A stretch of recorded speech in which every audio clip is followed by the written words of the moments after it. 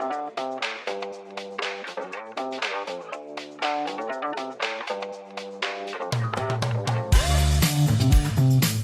and welcome to Funded Futures. My name's Emily. I'm your host, and today I'm joined by Brendan Leeds, who is the CEO of Choosey App and Clipboard. Welcome to the studio. Thank you very much for having me, Emily. Pleasure to be here.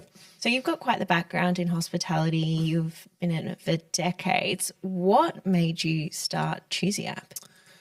Yeah, it's a really good question. I've been in hospitality for over 25 years now. Wow. Started from waitering to managing to owning to now in hospitality tech. Yeah. So it's been a bit of a journey and understanding all the pain points and challenges that come with this industry, as most people probably see and hear on the news. And for me, the romantic vision, I suppose, was I looked at hospitality, like most people, as a part-time job, fell in love with people, fell in love with business, and what hospitality brings, not just to the community locally, but globally, and really wanted to have a pathway to legitimize this industry. And so for me, it was about how do we turn or change the perception that hospitality can be an identifiable career choice. Yeah. And it could be a successful one. So the passion for us to really, when we launched Clipboard and now Choosey, was to really legitimize an industry as a whole, to come together as a whole, to celebrate it and showcase the amazing things it can do to your career, like it did for mine. So that was probably the main reason, was this real drive and passion to create pathways for these opportunities, and look at hospitality beyond the lens of just your chef and your barista, but to tech, to nutrition, to sustainability, and so forth. So that was why we started these two businesses. So what were the main pain points you saw when you were working in hospitality that you said, right, I've got to get in here and I've got to change something? Yeah, and that's probably still the same points today, is around talent, Right. and access to talent beyond the traditional ways and the expensive ways. There's been some monopolies here in Australia that dominate that market, and I think that impacted on your small business owners and your large business owners. But it was about how can the workers or the people in this space really showcase who they are beyond just a CV. Yeah. And beyond a word of mouth. And Clipboard was born out of this desire to have a professional network with a personal profile attached to it. Okay. So to really showcase your skill set, and hospitality is very creative, as you probably know. So how does a chef demonstrate his skills or her skills off a piece of paper? And, it's one of those things where if we can use digital technology and clever technology to do that, it would give the worker a chance to showcase who they are. And so what that meant for businesses was that they had a resource that would allow them to be able to quickly identify what their needs are and match that with the workers, save them time and money, save them going through hundreds of resumes, trial shifts. It costs, I think I did research the other day, $11,000 to hire someone for the first month from recruitment fees, training fees, admin fees, plus the wage. And what was happening at the time was you'd hire someone who might have been the best fit for you, but you spent all this money and within a month or 2 months, they're on to the next job. Yeah, right. But that's for the businesses, but same for the workers. How do they know that the venue they're going into or the business they're going into meets their requirements? So from a cultural perspective, from a pay perspective, from a team perspective. So we wanted to really bring the two sides together about showcasing who they are, what they stand for, what their values are. Okay. And if there's a match for that, then we know we're going to have greater success. And so for me, when I was owning and running venues, it was about how can I eliminate the time spent on that part, but still get maximum results. So it's like the Tinder of hospitality employment. So Choosey was born out of this two-sided marketplace where we really wanted to have a focus on the individual, because people is what makes our industry. And for operators, you're so concerned with a range of different aspects, from cost of goods to running the show to operations to marketing and social media and so forth. And if you don't have a team behind you, like which most other venues don't, where does talent fit into that? So we really wanted to give them an ability to streamline that talent search. Yeah, right. And I think with the use of AI and the use of behavioral AI, Choosey is able to showcase that profile Okay. and then match them based on what the business actually needs. All right. And that's what, and then we also identified the compliance and onboarding side and all the boring stuff, but we use payments as well. So we handle the payments. So Choosey was really about how do we make businesses feel they have enough time to be able to attract the right staff and attract the right contractors and workers. But for the individuals, about flexibility, right pay, being able to choose a venue that meets their own goals as well. Okay, right. And in terms of matchmaking, how successful is the app? Yeah, so it's been now closer to 94% accuracy. Wow. And that's been a real big push for us, a big focus for us, that we need to ensure that we're not just talking a big game and we can do all these things, but we actually are delivering. Tinder could never. No, and that's been, and I think because we play in one specific niche is a real key for us, but to be able to, and we're at the infant stage of this. So we are growing this through the use of technology and our feedback from our customers. But we know that it's not just the technical skills that matter, it's the soft skills. Yeah. Right. So that's one thing we really focused on with our behavioral AI, was to make sure that the soft skills from communication skills, leadership skills, and so forth were being identified and being able to match. And because we built in a rating system, so you, the worker or the contractor, can rate the venue and vice versa. Oh, gosh. It gives us a lot more data to play with and be able to then ensure that the next client that comes on board, or the client, or the current client who wants to reuse us, is getting top tier talent based on those ratings as well. Does that come with its own set of problems, having the ratings? So people often contacting the app saying, I don't know how I got this terrible rating, take down this review. We haven't been issues so far. We have planned for it though. So we give both sides of the marketplace a series of questions. There's no comments available. It's just a star rating. And it's based on what the businesses require from the shift or from the worker and how much they fulfill those roles. We have had some feedback where, the applicant hasn't delivered on what they say they're going to do. And that's probably a really minor people lie. It's going to happen. Yeah, it does. But we really pride ourselves on making sure the vetting process is there to ensure we're giving as much accuracy as we can to the business, and vice versa. So the feedback from the workers, it's a seamless app. It's easy to use, easy to find shifts. They get paid within 24 hours of working the shift. So that's been really great. And for the businesses, we've learned a lot in the last 6 months since we launched. And probably the key learning was, how do we integrate Choosey into their daily or weekly operations? Yeah, okay. You're changing a mindset from, it's easy to go and seek, it's easy to go on Facebook, it's easy to talk to a referral, but you're not getting that quality. Or if you are, you're spending hours trying to find it. So for us, it's about, in the future works, integrating with rostering systems, point of sale, all this sort of technology uptake is really going to change the way that people use our app and for the better. For sure. And I think there's a lot of technology that's coming into hospitality businesses now. And you look at particularly ones, you've got your point of sale that talks to the kitchen because it helps with ordering and automating such systems, which used to take so much time. And essentially time is money, and these hospitality venues don't have that. And that is where something like Choosey comes in. They don't have time to go through countless CVs to pick somebody. And sadly, a lot of the time people are transient when they're coming into these roles, and they might just pick up and leave without any notice. How does one fill it? They go to an app like you. But how do you get in front of the hospitality businesses to begin with? Yeah, great question. So 4 years ago, we launched, or 4.5 years ago, we launched Clipboard Hospitality, which was our professional networking platform. And to date, we've got over 150,000 members and 10,000 businesses. So it's huge. We built that off the back of during COVID and really celebrating the industry and providing a lot of content around how we can booster the industry. So when we launched Choosey, we had a base to work with. And so Choosey is our talent pillar of Clipboard. So Clipboard focuses on talent marketing and training solutions.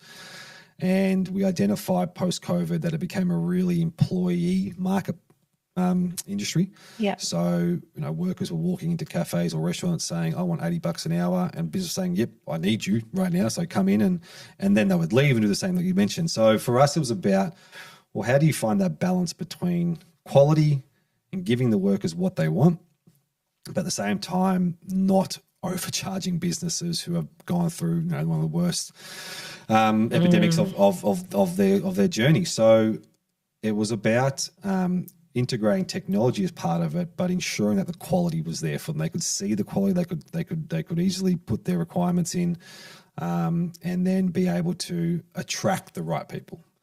But the transient nature of our business or our industry is always going to be there. Sure. So we had a real when we speak to our clients or potential clients, we explain to them it's going to be a part of your work.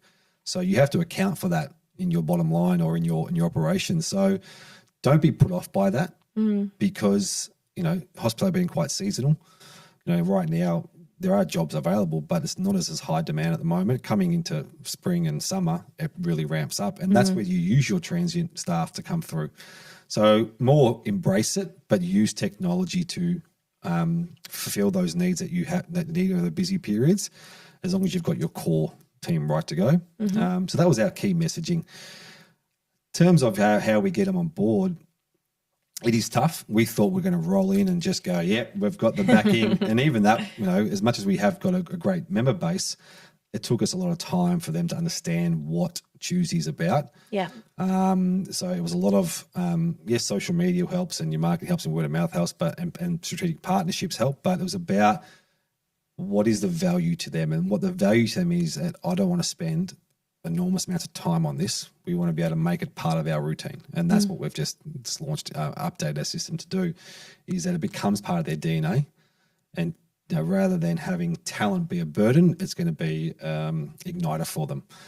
So they can use us to get ahead and plan ahead and be able to really then solidify their team with that mix of permanent, casual, contractors, so forth. I was in hospitality for years, so I know exactly what it's like when somebody ups and quits. Your barista is just gone because they've decided they're going on a trip for 6 weeks and you've got to fill their space within a couple of days. If people don't know about apps like Choosey, how can they actually find new talent? Is it even possible? Yeah. Well, they've been doing it, and I did it when I was running venues, and I think they can, but it's probably not as effective as it should be. And the traditional methods have always been, you either ask your staff if they have a friend. Yeah. You go into Facebook groups now, and they're everywhere, and you can post a request there, or you're then using agencies, which are very expensive. So I think 60 to 70% on top of the wage. So that can be quite high.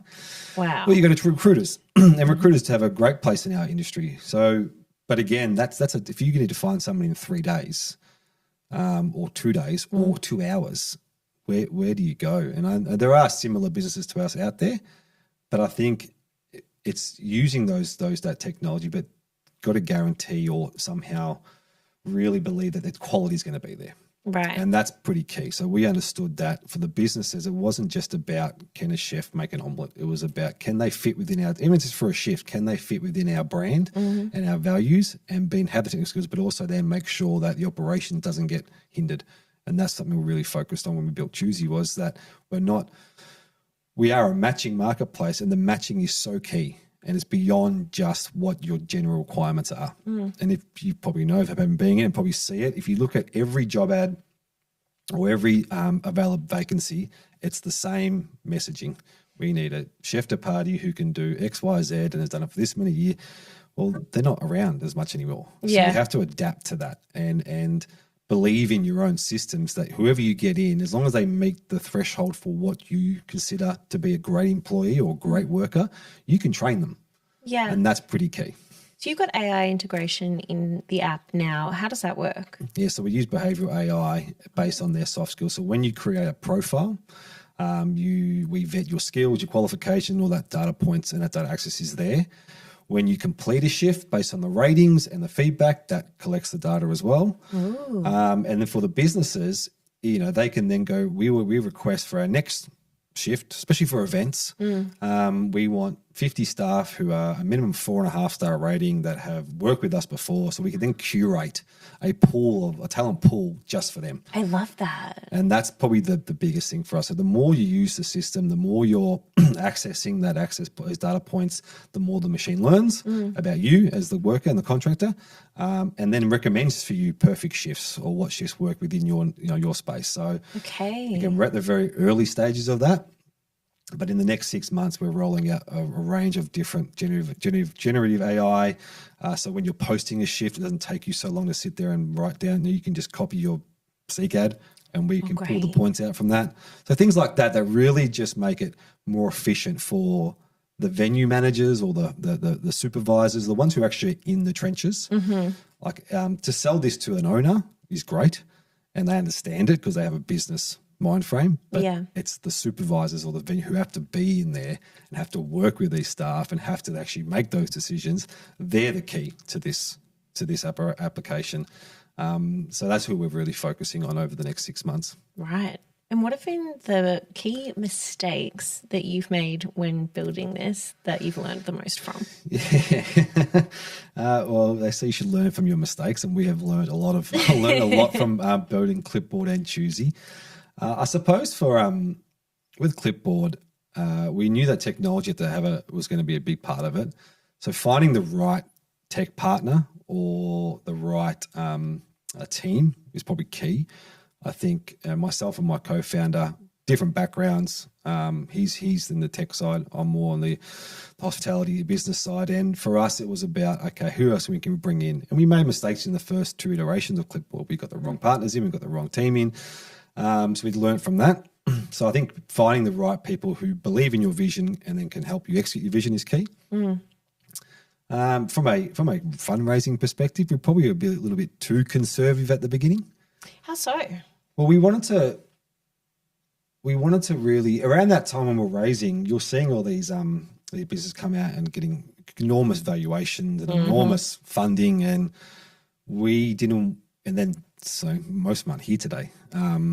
So we had an approach of, let's raise some money, build it, test it, get the data, and then raise a bit more money and just keep sort of, bootstrapping topping it up. If I had my time again, I probably would have gone bang hard from the beginning and then gone when the market was hot and done that way. And probably would have focused more on the technology side, less on the hospitality side. Okay.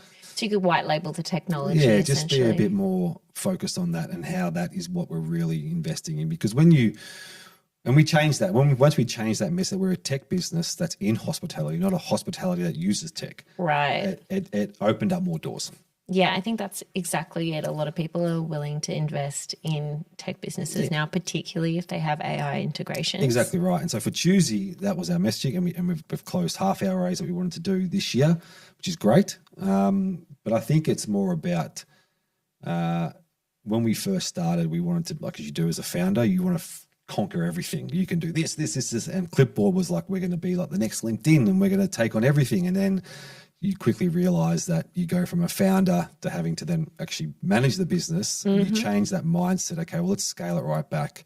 What's our clear focus? And once we did that, we saw enormous traction, enormous growth, led to more investment. And then, we are who we are today. So when you're seeking investment, how do you go about doing that? Are you going privately to wholesale investors, or are you doing marketing campaigns? How does that work? There's a lot out there. So I think our focus was to get some really great individuals into the business that could really help and advise, and we have done that.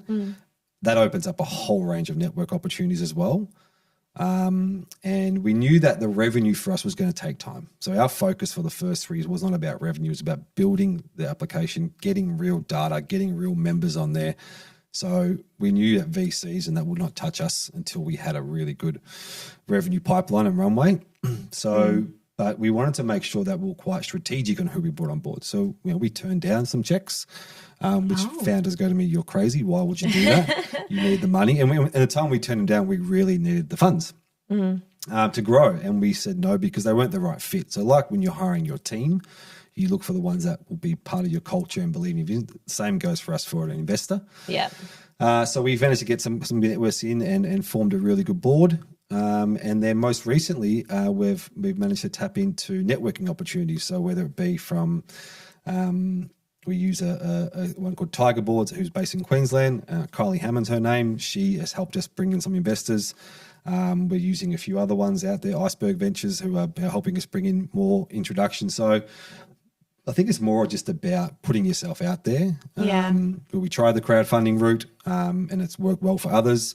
So we know there's a lot of touch points, but I think the strategy, we always have an investment strategy ticking along. Right. And you read a lot about founders who only raise money when they need it, which is not obviously the correct or it's more difficult. So for us, we're like, okay, well, we're always thinking 6 to 12 months, 18 months ahead. We know what our expansion plan is. So we know, so when we have to start really gearing up for the raise, but before that, making sure your documentation's all there and so forth. So it is a lengthy process, but for us, it was about, because we play in such a niche space of hospitality, the marketing and the perception of that needs to be changed. Sure. So we do spend a lot of time on, like, we celebrate the industry, we showcase its pathways. It was the second largest growth industry before COVID. It employs 250 million people worldwide. So it is a huge market. But if you're not in it, you don't see that. So for us, it was a lot of understanding, education around what the market size was, and then just finding the right people who align with what we're building. And like I said, going back to the tech space and the AI space, we're now focusing on investors who can add value in that area. Okay. So when you turned down investors and said, they don't align with the vision and mission of the company, is that code for something else? So we take all feedback. We've had more no's than yeses, and we take all feedback on board. We've never been a company that is just setting our way is the right way and that's it. The reason why we turned down those checks was a bit of an undervalue of, I think, what we were trying to achieve. Okay. And wanted to take the business in a whole different direction, which we looked into and we researched it and spoke to others about it and just could not find the same alignment. Okay. So it wasn't no, you're not going what we want to do. It was, yep, we appreciate, we want the feedback, give us this. But to do what you're asking us to do, it's going to take 3 times the money you want to give us.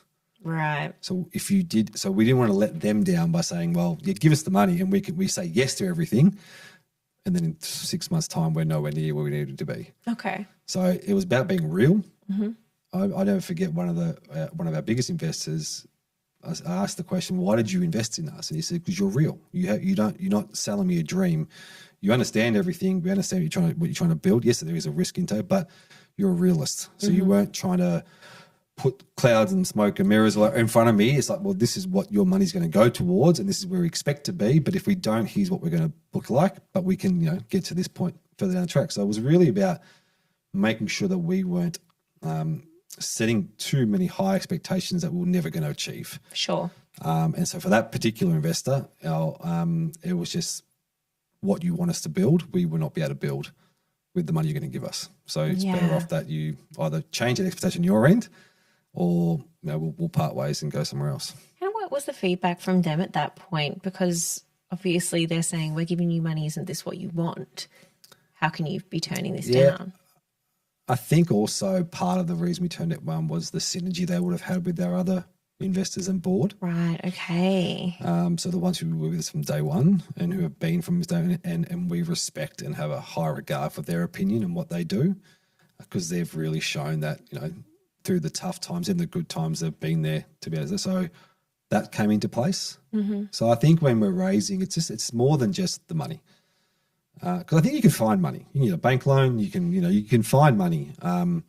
Whatever business you're in, you'll find you get more customers, whatever it may be. But I think if you're going to get an investor on board, they have to bring more than just the dollars. Yeah, absolutely. And they have to be able to help you achieve, or if not guide you to where you want to go with your vision. And I think that was probably my feedback to them was that. I just don't think we're aligned with what we as a company are trying to do. Yes, the money would help us greatly and we can do certain things, but I think if we took it and we didn't achieve that, we probably wouldn't be here today. Right. I think a lot of people are unrealistic when it comes to raising capital, and not necessarily uneducated, but just their expectations are so different to what the reality of raising capital actually is. And I think it's really crucial to ensure that you're being honest about your use of funds and about your journey to date and how decisions have had impacts on your business. And it can bite you in the bum if you aren't honest with people when they're doing their due diligence and they find something dishonest in your paperwork or your accounts, your affairs. It can be so detrimental to your business. Definitely. I think human nature is to always elaborate or exaggerate on certain things, and it might sound great to the public eye when you know, and it happens with all industries and all manners of business. But you're right. I think if you stay true and honest to who you are and what you're trying to build, even though you may not have gotten there as fast as you would like, but your foundation's strong, and you're very clear on what you're trying to achieve, I think investors or companies see that authenticity about you, and that's what they invest in. It does help if you've got money coming through the door from day one. Of course it does. Sure. And that's with any business. You know, people say to me, well, if I was turning over $2 million a month, I wouldn't need investment, you know. But I think like I said, it becomes more than just the check. So if you can find an investor or a company or whatever it may be who's going to give you more value than just the dollars and is going to help you achieve what your pipeline looks like, that shows to me they believe in you and believe in what you're able to do. For sure. And don't shy away from the tough questions because it helps you grow. And sometimes you get questions that you think, oh, I never thought of that. So maybe that should be a pathway I should approach or do more research. So like I said, I've been fortunate enough to sit in front of a lot of people and had more no's, but I've learnt from each one and learnt how to grow off the back of them. And, you know, sometimes you've only got 5 minutes to explain a complex business. Sometimes you've got a whole half hour, sometimes you've got an hour. So I think the clear vision that you have, and the more you can articulate that with a direct honesty and authenticity is really key. It's interesting when you think about the correlation between pitching your business and a CV and pitching yourself. So obviously when people are coming to Choosey App, they're essentially pitching themselves, their skills and their personality at the end of the day. Is there the ability for them to have like videos or images or that kind of thing showcasing their skills? Or? Great question. And it's a great opportunity for us. So the images, yes. So part of their clipboard and Choosey profile, they can upload a gallery. The video is the next thing for us. Awesome. So that's what we're in the pipeline of working on now is you can upload a video on your clipboard profile, but it's not as on the forefront. So we're changing that to, and we've spoken to a few businesses now who do this really well, but how do you integrate a video CV? Yeah. But one of the things that we're doing is, say, some of the requirements, especially for event staff, which is probably our key demographic, is they want to know if you can carry 3 plates, or they want to know if you can. My flex is that I can do that. Yeah, see, and it's such a small thing, but it's such a huge point to event companies because if you can carry 3 plates, the quicker the food goes out, the more turnover. Right? So we're going to, put that. If you tick that yes, you then have to demonstrate it. Yeah. So that's, again, helping with the quality and the verification. So at home, put your 3 plates in, and here I can do it. Right? That's so interesting. But when you talk about it, it's just such a small thing. But it is such an important part of the managers and the operations of these teams because it means that you can then actually be more effective. So that's what we've listened to our customers about, and that's what we're building into Choosey. So there's not really the ability to lie at that point. No, and that's because there's no database where you can we can go in and say, well, you've completed your cookery at William Anglis. Let's verify it that way. We can verify it based on your certificate of authenticity. So we have a document ready for that. Okay. But now it's like, what's the next layer? Yeah. Right? And what's the next part of that? So if you're a bartender, one of the questions might make a whiskey sour, right? So you can show us how to do it. And that just goes to building your profile. Yeah. You look at what you do on LinkedIn every day, people are showcasing who they are as an individual, business leader, a thought leader, podcaster, whatever it may be. You're always trying to showcase who you are to attract either more business or attract investors or attract more viewership. Same goes for hospitality. Yeah. This is really interesting. I'm trying to think back if I've ever lied on my CV. I don't think so. Oh, I did one time. I went for a job and they're like, you used to be a barrister. And I was like, barrister? That wasn't on my CV. That's so weird. I'd spelt barista wrong. So that was cringe, and obviously didn't get that job. That was horrendous. And then I think actually I used to work in a marketing role, and when I interviewed there, they said, oh, on your CV it says you've done Facebook ads, which I genuinely thought I had. I boosted a post and I thought that was a Facebook ad. It's not. Then first week in the job, they're walking me through how to do meta ads. And they're like, oh, you already know how to do this, so we won't spend too much time. And I was sitting there thinking, how am I going to get through this? And every night I would go home and I'd watch YouTube tutorials, and I just had to teach myself how to do it. And if you've ever done Facebook ads, it was the worst week of my life. I know exactly how you feel. Oh my gosh, so bad. So sometimes you're unintentionally lying on your CV. Have you lied on your CV before? Not lied. Well, no, because my career has been, I was studying and got into hospitality as a waiter. So there wasn't much I could lie. It was my first job. Yeah, true. And I have not left it since. So from the age of 18 to now, or till most recently 5 years ago, I was in hospitality. So I worked as a waiter for a company, then became a supervisor at the age of 20, and then stayed with that company until I travelled overseas. That was probably 6 years there. Then came back to them and was the general manager for all their venues. And then we became business partners, and then I left and I got out. So my career has been with sort of the same people the whole time. Yeah, right. I have seen a lot of resumes that have either lied on them, or you can see they forget to remove the Google template down the bottom. Stop. But for hospitality, I think the resume is not as important as getting them face to face and seeing them and doing that trial shift. Yeah, 100%. Because again, timing, unless you're, for the smaller businesses, so for the local cafes and the restaurants that maybe employ between 2 and 10 staff, I think it's just about, especially after the pandemic, let's just get bodies in and see who can fit and go from there. So I think it's important, but it's about how do you verify it all.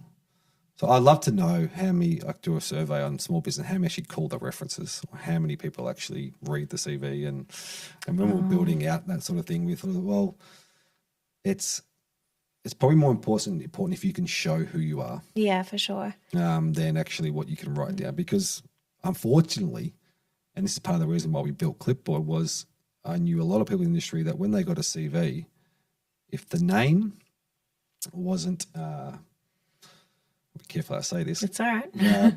Wasn't probably the most easy one to pronounce. That would go in the bin. This is disgraceful. So you think, well, how much talent have you potentially overlooked because you're racist? Because, well, not if you're racist, but just because you've got so much, it's easy to go, okay, bang, bang, bang, bang, and not do that. Wild. And you go, well, if you could see that person in action, or get an understanding of them beyond just what they've written, because they might not have the best English, or they probably can't articulate themselves. And, it's hard to sell yourself. I struggle now trying to sell myself and sell it's easier selling a business and what do we do for a business than you do yourself. How can you showcase that? And I think, that's probably been a real big push for us is, well, you might miss out on opportunities, or you might be missing out on talent because you just don't know how to verify it. And, sure. I think it's such a tricky one. I've actually witnessed an ex-boss of mine give a terrible review about a chef on a reference call, which was absolutely brutal. I hope no one's ever spoken about me in such a way. Hopefully no one's calling my references. But I think a really interesting part of the hospitality industry now is there's not necessarily any benchmarks for salary. Salary is so varied in so many different businesses, and it depends on the day of the week and What time is it? Are they doing over hours? Back when I was in hospitality, you got your salary. You were expected to work weekends. You were expected to work public holidays, and that was it. Mm-hmm. There was no award rates. There was no nothing. And I think it's all well and good having the awards rates for employees, but for businesses, it's burning a lot of them. Do you have a view on this? Yeah, I do. And it's probably the conversation that has dominated for the last, 10 years, if not more, and will continue to dominate. What's the balance? And I think when we start looking at hospitality businesses as a business, not a hospitality, I know it sounds a bit convoluted, but for some reason we identify hospitality as on the outer in terms of the type of work you do, the staff that comes in, it's transitional, it's this fragmented industry, and it has its own set of guidelines. Yep. But if you look at business coaches and leaders and so forth, at the end of the day, you are running a business. You just happen to be serving coffee, food, whatever it may be. So your culture is really important. And for me, when I had mine, it was, I didn't mind it. The pay wasn't an issue. It was I'll pay you what you want. As long as I get that return in your service, in your work, in your productivity and so forth. So we had a culture of, we paid really well, but we had to get that return, and we would measure that against that. So like a sales job, you are based on commission, so that your performance management is similar. And so we took this approach of really being, when we had the venues, about, well, how does these large companies run their business? What is their value system? What are these?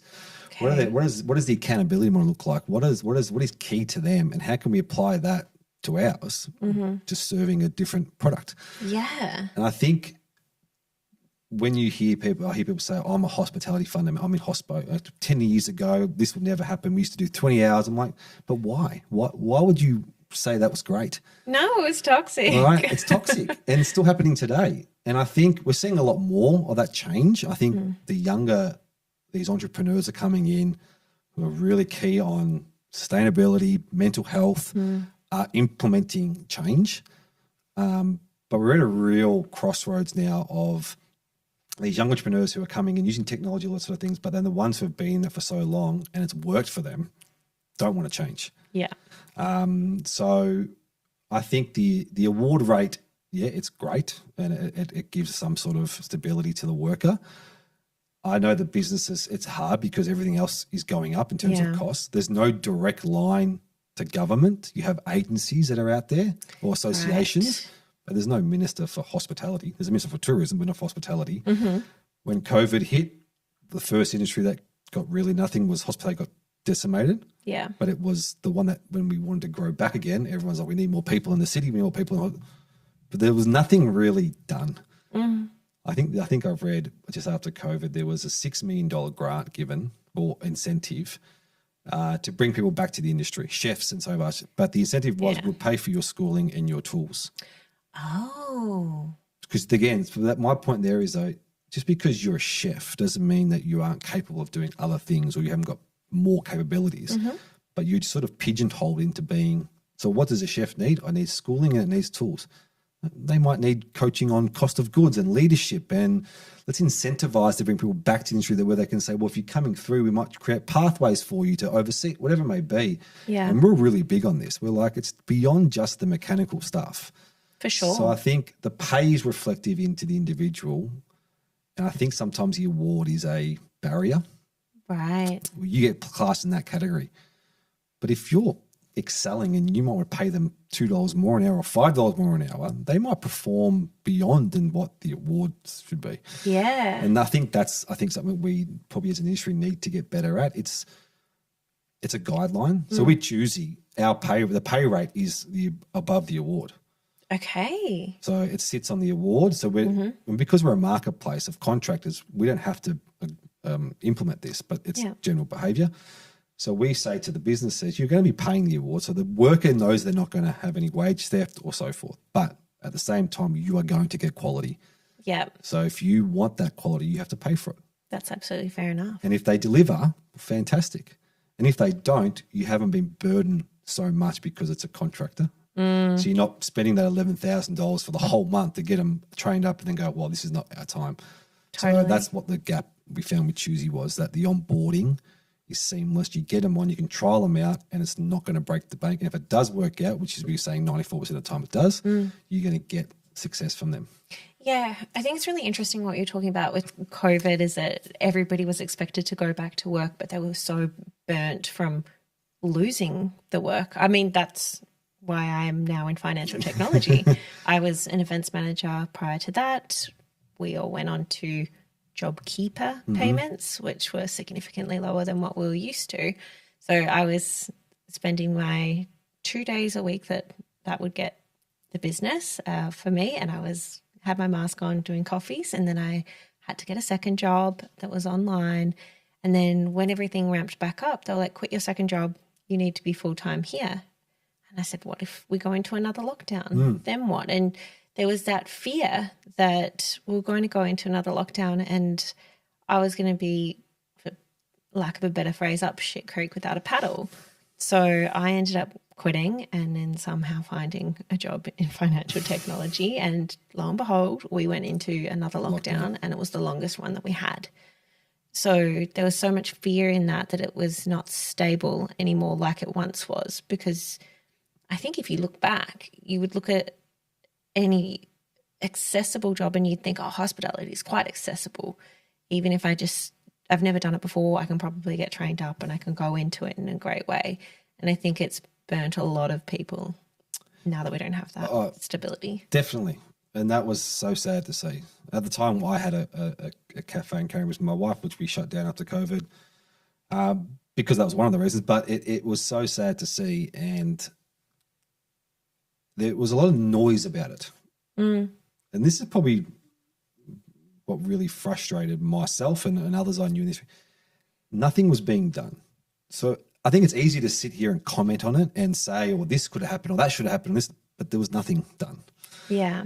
And for an industry that brings so much to the local economy, the state economy, and the fed, tourism and so forth, I was a bit disappointed that nothing had been really set aside. And again, but that's the nature of hospitality. So from those who are in it, don't see it like that. If you're outside of it, the perception is it's a job what you do while you're studying for your real job, or you're traveling, or so forth. And I think one day we'll get to this legitimate. It employs over 1 million people in hospitality in Australia. Yeah, wow. And I think last time I checked was 60% of them are full time. So there is a career in this. Totally. But just the fact there was nothing really done that was innovative. And I look at all the other sectors I see, from the fintech stuff's happening, from AI, even from advertising, is innovation always happening? Yeah, absolutely. But when it comes to talent in hospitality, innovation is nowhere near where it needs to be. Such a shame. And hopefully it is working towards that, obviously, with technology like Choosey. I was at an event on Friday in Sydney, this new government initiative that's been launched, and it all sounds great, bells and whistles. But what is the innovation to it? Like yes, we've got to bring people back to the space, and it starts with the training, and it starts at a junior level. But until the broader perception is that hospitality is identifiable, not much will change. Yeah. So, I want to be able to tell my kids, go be a chef, go be the executive chef, go then work in hotels, then go travel the world. It opens up so many opportunities, but that's determined what they determine as success in their life. For sure. If it's about making billions of dollars, then you go into tech and do all that, whatever it may be. So I think we just got to be a bit more celebratory of what this industry can offer.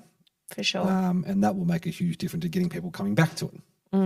Oh, unless you go to the UK and try to work in hospitality, I would not recommend it. When I moved to the UK when I was 23, and I'd been waitressing here, and I think it was back then maybe $24, $25 an hour. And I moved to London and they were paying £6.40 an hour. So the equivalent of less than $13. And I was like, I don't even know how I could physically get to work for this kind of money. And it's so crazy how different it is over there. It's amazing. But Australia pays the highest per capita per hour for hospitality. Doesn't surprise me. But you look at Europe and you look at America, Southeast Asia, the perception is it is a career over there. Yeah. Which baffles me. So we pay the highest. We have a chance to really showcase that. Other countries don't pay the highest, but it's passed down from generation. It's the hotels and the travel maybe, I don't know. But it seems to have a greater perception of I want to do this for my life. Yeah, right. We did a lot in Hong Kong and Vietnam. We're traveling over there, part of the whole startup, wheels and stuff like that. Awesome.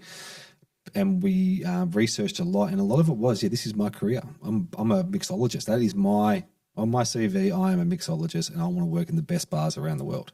I love that. And we saw more and more of that. Now, maybe because the volume's higher, they got more people. Or, I don't know. There could be multiple reasons, but it always that correlation of we pay the highest, but have that fragmentation versus they don't pay as much. And it's gotten better now.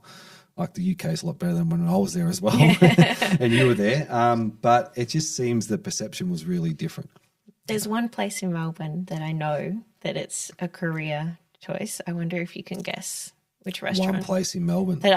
It's my favourite restaurant. Okay. Well, yep, and sure. all of the waiters have been there since I was really young. Okay. Oh, you're going to test me now. In the CBD? No. No? What, can you give me the area? South Yarra. South Yarra. Oh. It's an institution. Yeah, I'm going blank now. Well, are you going to tell me which one it is? Francois. Oh, of course. I've been going there since I was a little kid. We'd always go for birthdays, and now I'm a South Yarra local. Okay. And it's been the same staff for years and years, and you go there and it just feels like home, and I just love it so much, particularly because of that. And the waiters have all been there forever, and they love it. And all the locals love it because of that. And if more places were like that, I think you increase that kind of customer retention, the stickiness, all of that. Of course you do. And some of those waiters earn $100,000 in tips a year. Oh, yeah, no doubt. So they got their wage. So they might be on a $170,000 they're earning. That's pretty good if you're in hospital. Like, like it's not just the $24 an hour or $30 an hour, whatever it may be. So I think the money conversation now sort of had a bit of tiring space. Like we're beyond that a bit. Like you can successfully do really well from a financial point of view. But I think that definition of why do they do what they do? They love it. Absolutely. That passion, and I always tell my staff was hospitality can open up so many doors because you get to meet such an array of different people. Yeah, for sure. Like when I had my restaurant, we had not just your you had business executives, you had politicians, you had influencers, you had, school teachers, you had such an array of different people come in who are there for the same, for many reasons, to enjoy themselves, to get away, whatever it may be.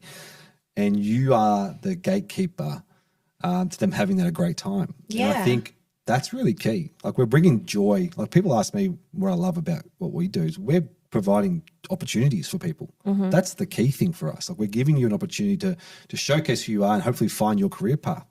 We're giving people jobs, and that's really key for us. And I think hospitality does that. It opens up so many doors and a chance to view and meet so many different people that it can take you on this really awesome pathway. Yeah, absolutely. So I know obviously you're hospitality through and through, but you've got a new business that you're working on that's quite close to your heart.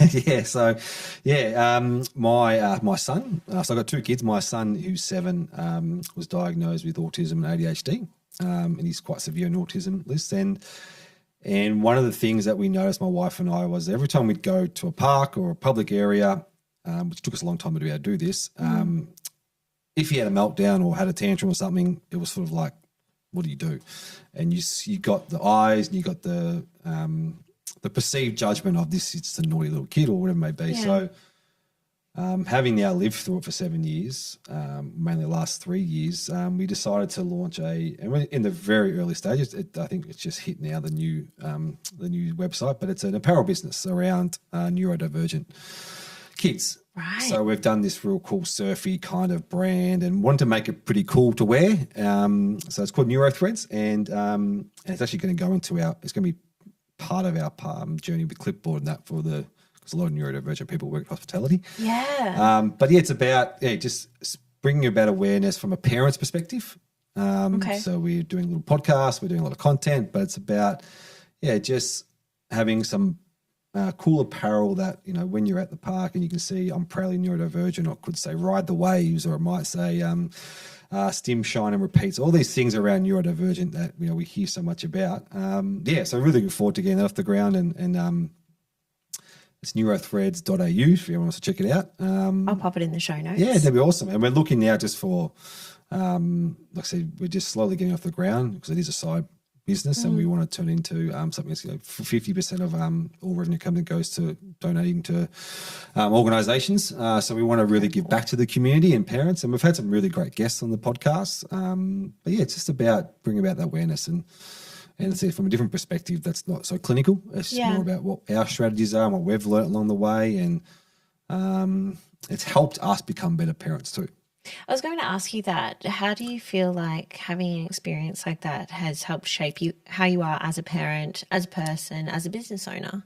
I wrote an article a few months ago about how both my kids have changed who I am, but in particular my 7-year-old son, he views the world in such a different way. Yeah. It is unbelievable.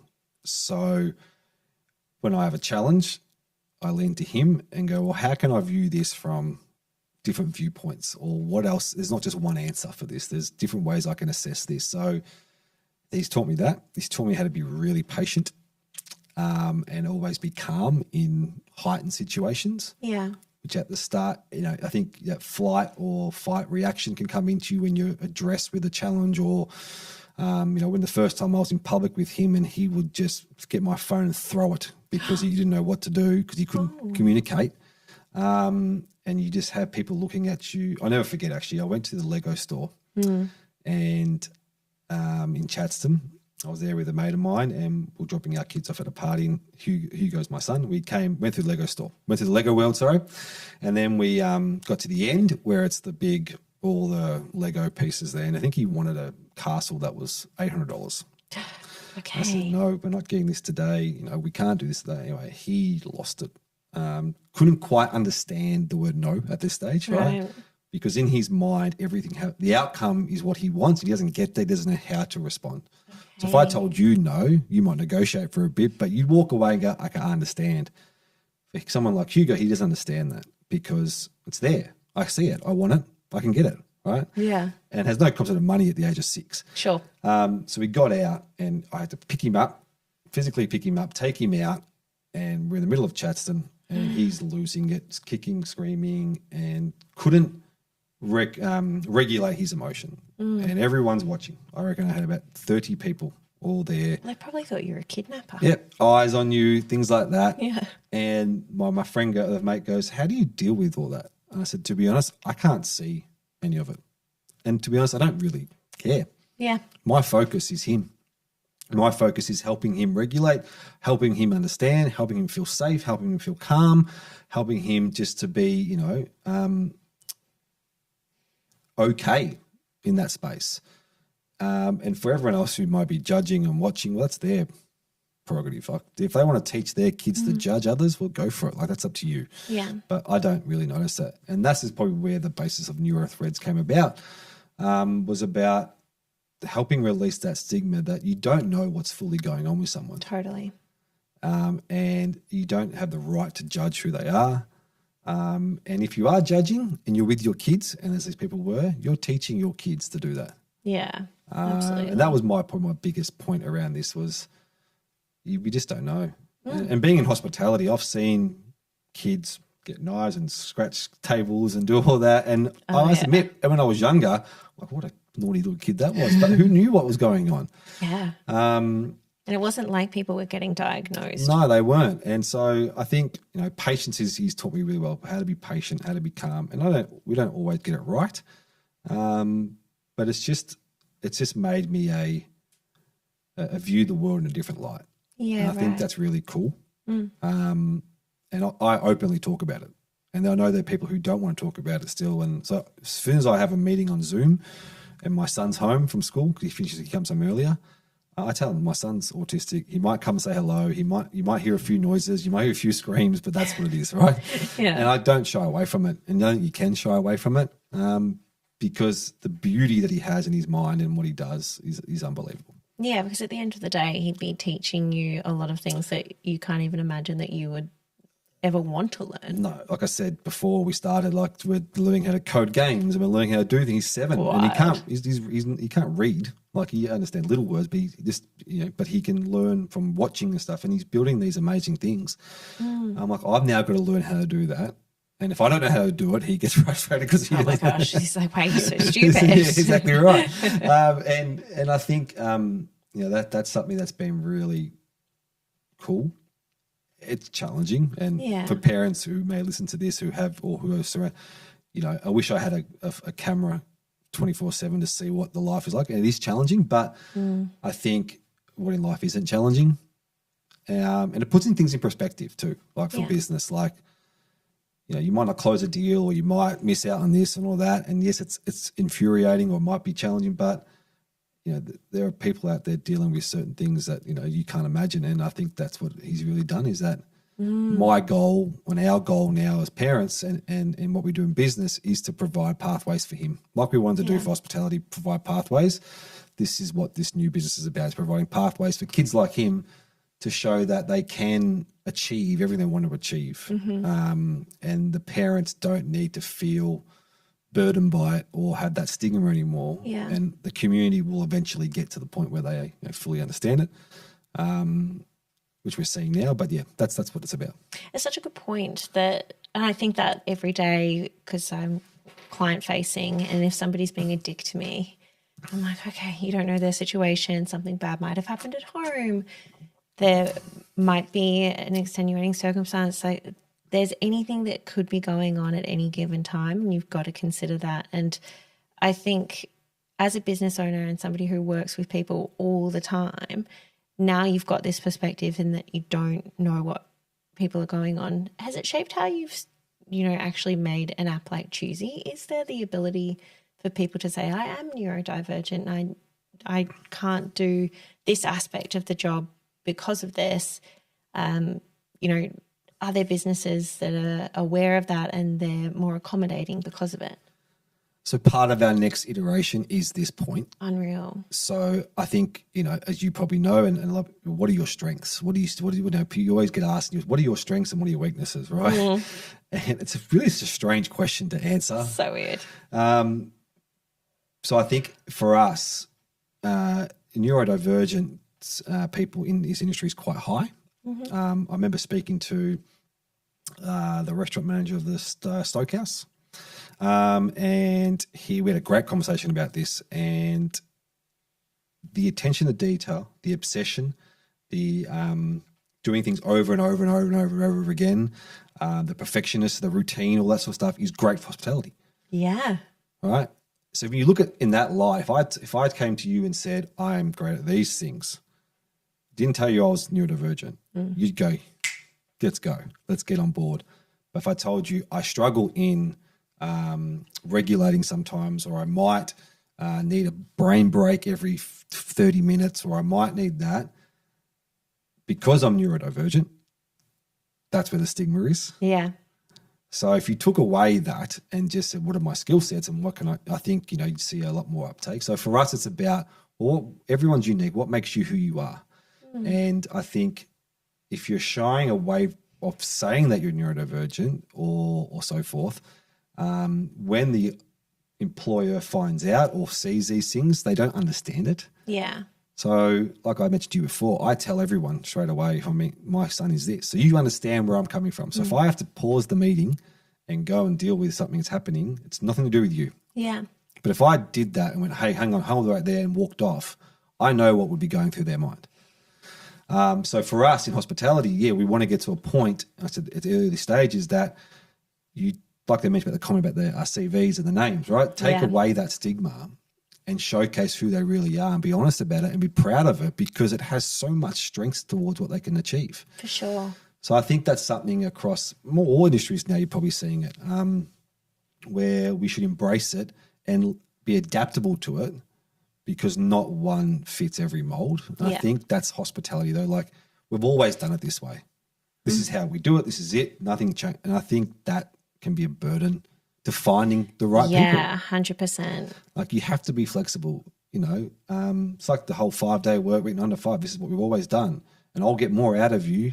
Or you do more hours, do 60 hours, and you're going to be a burnout. Mm-hmm. So if I'm more productive for 30 hours versus 60, but you're going to get my maximum output, and I'm going to generate so much for you in those. Wouldn't you want that over? Well, everyone does 60 hours here. Which I found really funny when I was growing up, like you.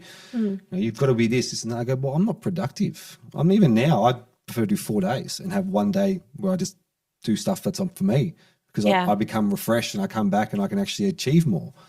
But again, we've always done it this way. And I think that's key for us. We choose you to change that. So if you underlying all this skills-based and so forth, when you bring someone on board, whether it's for a shift or whether it's for a long term, the more you know about them, the better you are going to be able to manage that situation and manage where you put them and give them a chance to really fulfill what they're out for. It's empowering for both parties. It is amazing what you do. Like you mentioned before, and I was going to say something about when something happens, you don't know what's going on in their life, right? How good does it feel when out of the blue someone says, all okay? Like takes you away from the topic and says, you all good? Is everything okay? Like, is there anything you need a break? Like, and they acknowledge it. Yeah. So many times people just judge or roll their eyes or do what it is. But when someone does that and understands that, it makes such a difference to the individual who's going through what they're going through. To go, oh, there's trust now, or there's authenticity there, and there's something that I want to work for you because you actually show me more than just what operationally I need to do.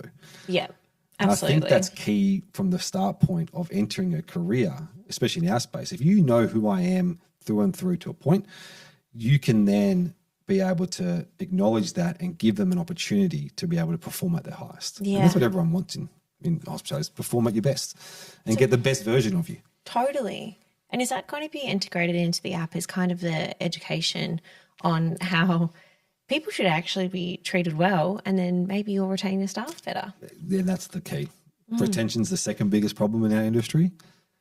And I think if you don't change the mold or your framework, because you've always done it a certain way, and if you're a chef, you have to do long hours, you have to. That's why burnout occurs. Even though we see it, we still decide to do it, which baffles me. But I think the more we are honest about what we're trying to achieve out of the working relationship, I think the better opportunity is going to arise, and the more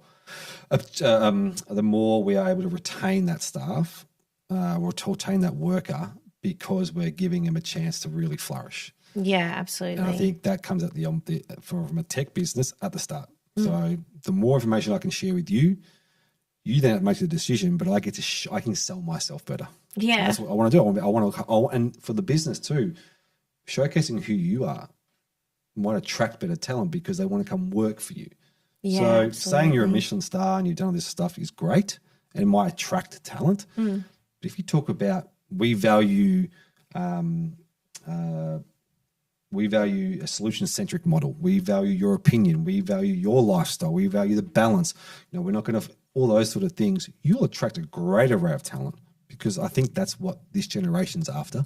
Yeah, so for sure. I think, you know, the old ways are sort of moving along, and it's now about how to embrace this understanding of the workers coming through.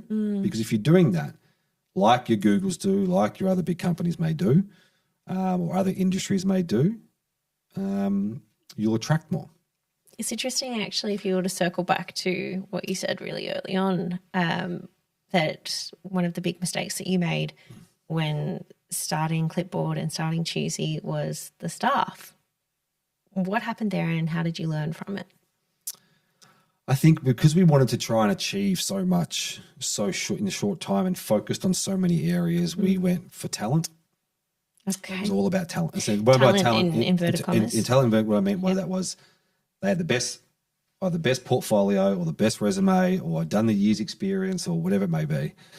And I think what we found was that was great, but they weren't culturally a right fit for us. Yeah. It's like our first accountant we had. Right? I'll use an example. We're a startup, and here we are paying and using a very, very successful accountant, and he's still great, but this wasn't a fit for us. But we burnt a lot of money. There was no practice. So things happened. And something as small as that impacted on our business at the very beginning. So I think when it came to finding the right tech partner, we just went with the bells and whistles. Yeah. We didn't need it at that stage. And I think that didn't work well for us. There was probably a disconnect between what I was looking to do from a commercial side and a business side to the tech side, and what I had envisioned on that space. My partner had envisioned they couldn't deliver, and we thought they could. And so it just became a bit of I think the smoke and the bells and whistles, we can do all these things, and this is what's going to cost me. We went with it. And then when it came to delivering, it wasn't there. And I think we could have been a bit more rigid on our D&D with that. So I think finding the right people who, I said, might not have the full skill sets from a technical point of view, but are willing to learn and grow with you. Yeah. I think that's pretty key. And like our lead designer, for example, she's been with us from day one. And we could have gone and found more accredited people who are, but she understands us. She works with us. She knows what our vision is. She offers input. And so she's been fantastic for us. Yeah, right. And that's been key. So we've learnt from both ends what to do and what not to do. So what advice would you give to somebody who is just starting out their business and they might be bootstrapping for now, but they eventually want to grow, scale and take over the world? Yeah, I had this conversation with someone about 2 months ago, actually. And you mentioned before, like starting it, you've got to understand that the journey's not going to be all glamour. There's going to be long days, long nights, stressful times where you want to pay yourself, times where you go, why am I doing this? So I think having that real clear focus of what your business is aiming to do and what problem it's going to solve, and you'll hear all this from every mentor out there, and I've heard it all. But I think from my perspective is, do I have the resilience to follow this through? Yeah. But also, do I have the confidence and the courage to know that it's not working and I'm going to pull out?